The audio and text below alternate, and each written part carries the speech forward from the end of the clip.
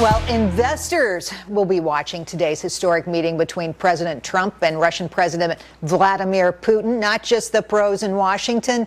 This is Finland as the U.S.-China trade dispute continues and the NASDAQ closes at an all-time high on Friday. Ian King, Banyan Hills senior research analyst, joins us now.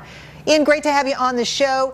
Morning. In your notes this morning, I thought it was interesting. You started with the idea that lots of U.S. leaders have walked this walk before and not with a lot of success. Bush, of course, looking into Putin's eyes and finding him to be straightforward. Well, that didn't prove to be so true, right?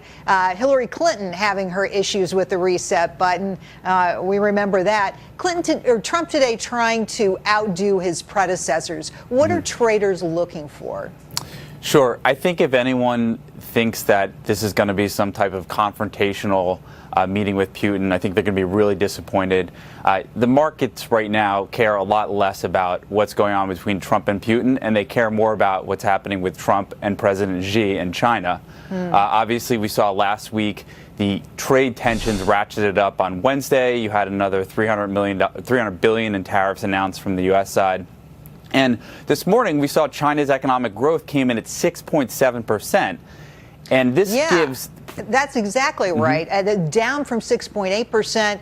A bit of a disappointment over there, obviously. What does this mean for trading today?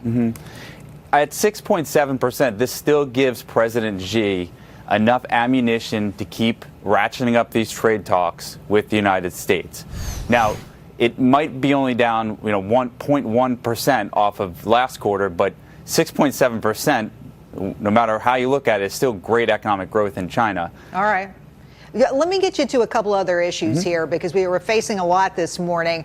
One of the things that could happen today, the president could again mention the European Union, could say something about how they are actually an enemy of ours. What would happen if that were to occur?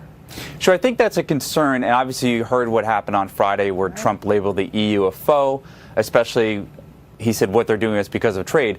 In that same statement, he also said that China is a foe economically and that Russia is a foe geopolitically. So I know we singled out that single soundbite with the EU, but it's not the U.S. just versus the EU. It's really the U.S. versus the rest of the world when it comes to President Trump's negotiations. Well, we don't have any more time, unfortunately, Ian, but another thing we'll be watching this week is Jerome Powell heading up to Capitol Hill for his Humphrey Hawkins testimony. That'll be a very big event for traders, too. Ian, thanks for coming on. Great to see you. Thanks for having me.